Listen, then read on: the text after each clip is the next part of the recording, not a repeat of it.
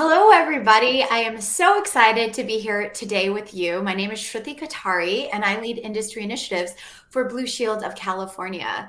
I get to spend 30 minutes with you all today talking about how to jumpstart your healthcare career. I have been at Blue Shield for a little under 2 years. I started during the pandemic in a virtual world. And not only that, but I also recruited a full team during this virtual world. And I'm really lucky today to be joined by Sharon Hawkins, who is a senior manager of talent acquisition at Blue Shield of California. And Sharon is actually one of the people that helped me recruit my own team. So Sharon, why don't you come on to the virtual stage? Hi, everybody. I'm so glad to be here, and I'm so glad we were able to staff your team. It's the work that gives us the most joy, and looking forward to sharing some of the things that I've learned along my career with Blue Shield, which is just approaching a year in April. So looking forward to this conversation today. Wow. And you tell us a little bit more about yourself. I know that you actually are new to healthcare. Would love to hear just a bit about your journey. I am. I actually did an industry change. 25 years I was in my previous industry. I was in the transportation and automotive industry. And when I left, I was really looking for a place where I could do meaningful work, have an impact on the community, and Blue Shield checked all of those boxes for me. So to come into healthcare was really has been a rewarding experience and a learning experience. And I've learned you don't necessarily have to have healthcare background to have a healthcare career. So that's been one of the best parts about making that change. I love that. That's so applicable, probably to a lot of folks in the audience who might be wanting to make that career change as well. We know that Blue Shield of California has received the Great Place to Work certification for 2 years in a row now. So let's talk a little bit more about that. What does that actually mean? We strive to really put our people first, our employees first, but can you give us some insight into what that actually looks like for employees? Absolutely. I think getting the designation of a great place to work means that Blue Shield is committed to making sure that you get to come to work and be yourself, be your authentic self, feel welcomed, feel embraced, feel that your professional development is top of mind, as well as your personal and your personal relationships can be explored as well. So it's really about making sure that when you come to work, that you're going to feel at the end of the day that you've had some accomplishments, that you've made some great networks and some friendships. We offer a wealth of employee resource groups that you can be involved with so that you can partner with other people. And our employee resource groups are really unique because they really do have a say in Blue Shield, and they make a statement for what some of the things that Blue Shield works around. So those are part of the reasons that we're a great place to work, but equally that we've done a lot of work around pay equity and making sure that there are no pay gaps between genders and ethnicities. And I think taking that kind of stance is something that is really, really valuable and makes this a wonderful place to do business in and to work for. I couldn't agree more.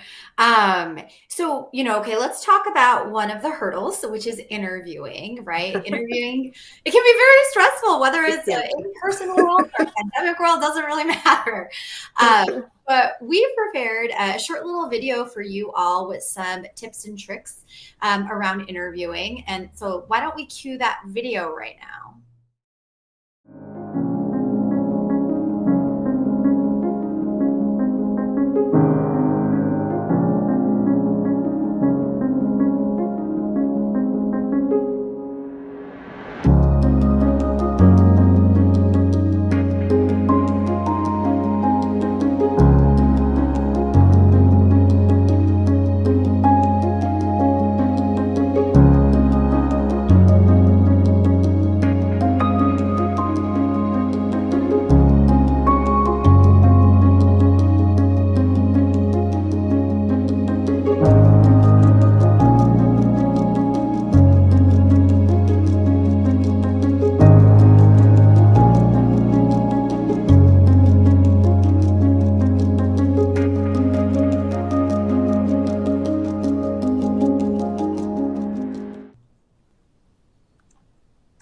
All right. So Sharon, we had some great tips there. Oh, excuse me, some feedback. We had some great tips in that video, but can you tell us a little bit more about which of those resonated with you as a talent acquisition manager, and if you have any additional tips? I do. I think that interviewing is really something that a lot of people have fear and hesitation around, but I like to actually encourage people to think differently about an interview. I like to ensure that people recognize that it's an opportunity to share themselves, their accomplishments.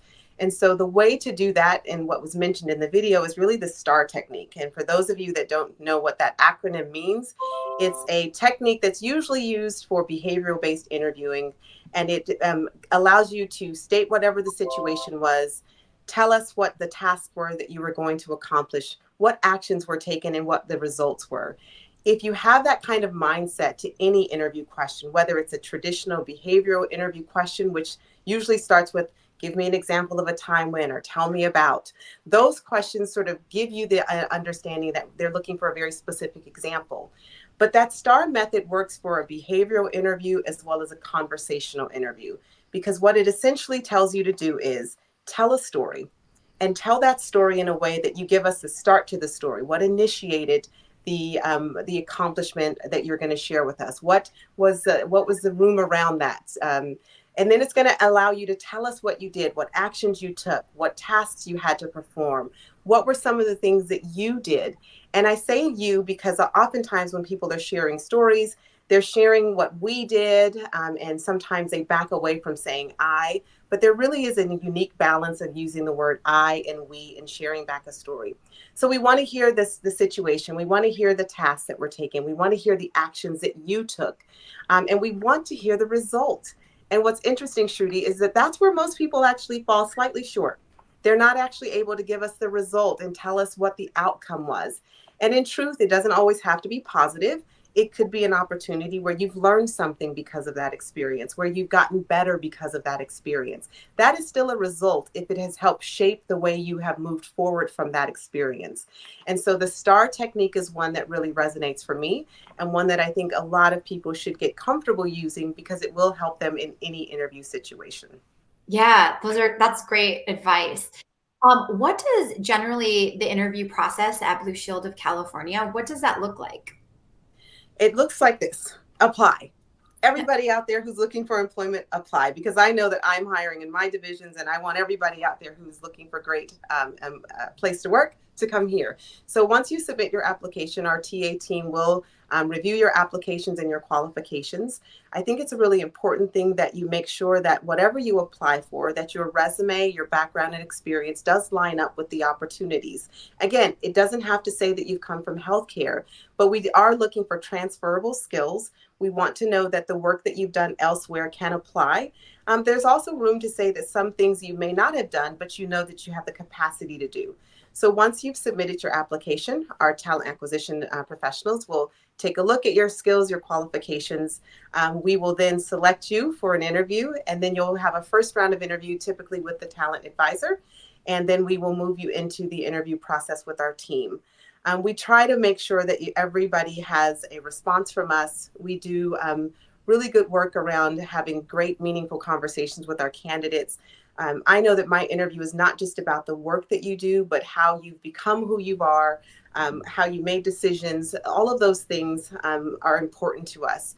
I would give some advice as well. We have a leadership model that we utilize in our interview process. And if you have an opportunity to go on our website, our leadership model is available for you to look at and to see some of the ways that we actually build out our questions. That's awesome. And you mentioned that you have open job opportunities on your team, and there's a lot. Are there any notable opportunities that you want to share with folks listening in right now? Oh, we have so many. We do. We have some great positions. And I think, again, we have a position for everyone. We have customer experience roles if you're looking for something to balance while, if you're looking for full-time opportunities in customer experience, we have those. We have our IT division that's hiring. We are transforming healthcare. And in that transformation, we have a lot of open roles. But I could literally run down a list of things that are open and available, but from finance, Yeah, IT, people and engagement, our foundation has positions opened. We are hiring across the organization, and we really look forward to seeing some of your applications coming through. that's awesome. I think I checked the job website and there was something like 280 roles open or something like that. So 280 roles, yes. yeah, truly, for people listening on the line, go check out the website. There are a ton of amazing opportunities. I can speak also for myself as somebody who has newly come to the organization. I was actually really surprised. I didn't get lost in a black hole. I got a response right, not right away, but like within a good time, Mhm. with the HR person reaching out for screening and so on. And it honestly was unlike any experience I've had in other healthcare settings that I've applied to, where sometimes you just like never hear back from somebody. So Yes, we don't want to do that. We certainly want to make sure that we view everybody's application, and even if we don't have something for you immediately, we do hold on to resume so that we can consider you in the future for opportunities. So it is definitely a valuable experience. You have to go to the website and apply, but just know that a talent acquisition professional will be looking at your resume and will be hopefully qualifying you for the opportunities that we do have available. yeah, that's right. I'm going to actually, we have a flood of questions coming in from folks that are Wonderful. listening. So I am going to read some of those for us. Okay. So, question number one is from Bradley. Thank you, Bradley, for submitting. Any suggestions for mid career folks on how to connect to appropriate departments for opportunities? Well, I think I was a mid-career folk when I started my position with Blue Shield. And I went to the website, and our website is extensive there, and it's actually broken down so that you can see based on your interests what areas of the company you might have an interest in. So definitely go to the website, have a look at which opportunities are more appealing to you, and submit your application. You will have an opportunity to and I believe you can actually you can send me a note if you're looking for something specific. I can help direct you and guide you. All of our talent acquisitionists have profiles on LinkedIn. So if you're looking for some guidance and some direction, I would certainly encourage you to build that relationship with us even before an application has been submitted so that we can help direct and guide you and get you into the right position. Yeah, and a follow up to that question, I'm just curious if there are any general tips that you have for potential candidates and how they can stand out essentially. Absolutely.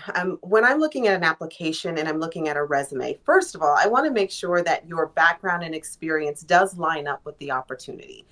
Sometimes we have people who are just like, I'm going to throw it at the wall and see if it sticks. And we don't want you to do that. We definitely want to make sure that you are in the right job for the work experience that you have. So certainly make sure that the advice I always give is that there's no one resume that fits all jobs.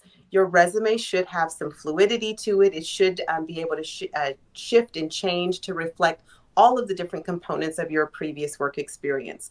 And so make sure that the resume that you submit is the one that reflects most likely the opportunity that you're applying to. So that's the first thing. Of course, we want to make sure that you have detailed out your years of experience, any of the skills and knowledge and experience areas that you think should stand out. We want to see all of that. We want you to be in California. That's something as well. But if you are out of state and you're interested in Blue Shield, we certainly want to talk to you as well, because hopefully we'll get you to California. But when you're submitting your application, just make sure that the job and your resume are lined up. Love that. I definitely know what you're talking about throwing spaghetti on the wall. We've actually had several questions from folks around remote working. And Okay. so, kind of a two-parter for you is one, Okay. does Blue Shield of California offer remote work? And then two is, if you are located outside of California, can you be 100% remote? Okay. Part one. um, we are 100% remote until July of this year. And then we will be actually changing, and our return to work will be in full flight. And we are looking at some roles will be in office, some roles will be hybrid, and some roles will be remote. So there is no one size fits all answer at this time that I could give you. It really is going to depend on the team that you actually are a part of. But generally speaking, this company's done a wonderful job of accommodating the remote environment and still making people feel a part of a team. So that's been something that's great. I think we've done just a tremendous job of that. If you're out of California, unfortunately, you'd have to be in California to begin employment with Blue Shield at this time. And so it really is important that if you are offered a position and you are out of state, we would want you to be in state within 60 days of your start date. But you can be remote or live anywhere in California for opportunities with Blue Shield. We'll just assign you to the location or office that's closest to where you live. That makes sense. And I plus one for what you said around Blue Shield. California has been really supportive of remote work, generally speaking. Mm-hmm. Before the pandemic, healthcare tends to be a sector in which it can be a little bit more traditional on remote work. And I've never worked for a company that is so positive and forward leaning on remote work as Blue Shield of California is. And that was the case before the pandemic. And one of the reasons I personally also started looking at the company. Yeah. All right. We have another question about advice for experienced stay-at-home parents returning to work after their kids are grown. I'm so happy I'm sitting in that place. Advice is if you've been a stay-at-home parent and you are ready to return to work, there is no what's the word that I want to use? There is no age limit or time stamp on when you worked. If you have work experience prior to your children being born, that's the experience that you have to put on your resume. If you've been involved in volunteer organizations with your children as they've grown up, you can also list that on your resume. If you've had any of those experiences, they're going to be valuable to us. And so don't be afraid to, I've been at home, I've been out of the work environment for this many years, nobody's going to want me. That's not true. That's not true at all. The experience you gained before you became a stay-at-home parent is just as valuable as the experiences you were gaining as a stay-at-home parent. So please list those volunteer opportunities. Please list anything that you've been involved with in the community, at your children's school. All of those things to us are important, and they speak to who you are. I love that. What are the benefits and drawbacks to applying to multiple positions? Well, I know that I've seen, and we have a really neat philosophy here at Blue Shield about looking at applications and resumes. Our team partners really well together. And if we see that your application or your resume is a better fit for another opportunity that our teammate might have, we're going to share that profile with them. Our goal is to make hiring easy for all of us. And so if the right person is in the wrong job, then we're going to try and put them in the right job. And so if you're applying to multiple opportunities, but they really don't line up with your experience, that is when it's probably less advantageous to do that. But if you know that, for example, when I applied to 3 talent acquisition positions that were posted. I was like, I can do them all. I'm going to apply. And so I applied to all of them, and I was considered for all of them. And it was a great experience to have that. So I was a multi-applier, so I'm speaking from experience.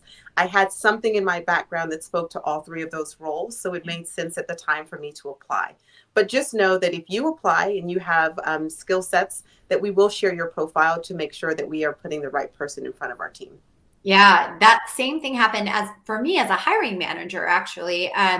One of my positions, one of the finalists was actually somebody that was referred from HR because they had been interviewing for another job that they didn't get. And so they put them in the funnel for mine. And this person was highly qualified, ended up getting another job. So we didn't end up recruiting, but somebody that totally could have worked for Blue Shield. And so for folks on the line, please do take that to heart. It's very real that when you apply to Blue Shield of California, HR is looking out for you in terms of they will keep you in mind as other more relevant things might come up if you don't get whatever position. Absolutely. Can you talk a little bit more about the educational programs that Blue Shield of California has? Yes. So proud to say that Blue Shield offers tuition assistance. And I think that that's a wonderful opportunity. So you might start off your career, interested in pursuing your degree, haven't really had the opportunity to do that, you're able to do that with our partnership with our global campus of University of Arizona Global Campus. So you'd be able to actually partner and get your degree completed. If you're interested in furthering your education and getting your master's degree, that's something that we also encourage. And we really, really think that it's just a unique opportunity to continue to develop as a professional, as a person. And so that's one aspect of it. But we also do LinkedIn learning courses. We have opportunities for you to just refine and hone your skills that will make you better in your current job. If there's something that you want to learn here, I 100% believe that there's some place that you can find it here. We have such a robust learning and training opportunity here. So you can learn how to do things better. Like I need to learn how to do a pivot table better. We have a LinkedIn Learning for that. There's all of these ways that you can just get better and more confident in the work that you're doing. And I think that that's really, really, again, part of that great place to work statement. Yeah. I'm going to move a little bit towards something that is a controversial topic and then say that with half joking, but it's an eye roll for a lot of people. Um, Cover letters, Ah, are they even needed these days? And if they are, like, one, do you actually look at cover letters? And two, how do you make a good cover letter? okay. So, yes and yes. So, a cover letter is a great way for you to bring to life what's in your resume. Typically, a good resume are statements, whereas a cover letter is a conversation.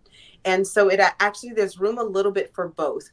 I don't believe that you will not get a job because you don't have a cover letter. So it's not so detrimental to your opportunity to, get employed, whether or not you have a cover letter. Typically, if a company wants a cover letter, they will ask you for one, and that means that they are going to really be taking that to into consideration. But generally speaking, I I don't believe you have to have one. I'm like trying to say this carefully. I don't believe you have to have one. But if you are going to write one, you got to make sure you write a good one. They should not be very long. They should be no more than 3 to 4 paragraphs. A good cover letter is going to introduce yourself. It's going to state why you're qualified for the job. It's going to highlight some of your accomplishments and experiences. And then a cover letter is really designed for you to ask for the interview. So at the end of that cover letter, it should be requesting that an in-person interview be scheduled or a conversation be scheduled. So 3 to 4 paragraphs tops. But it's a great way again to celebrate what your resume may not highlight as clearly. Yeah. And actually, then piggybacking off of what you just said too, same thing, but for resumes, what are some of the most important things that people, and maybe even common mistakes you see when you see resumes, and how people can actually come across better? Common mistakes are really just not taking the chance or the opportunity to look through your resume with a fine-tooth comb. You should know where your commas and your and your periods are. You should know where your where the bolding is and the how much white space is on the resume. Structurally speaking, it should be visually pleasing, but more than anything, the content of what's in the resume is what's really important. You shouldn't minimize the work that you've done.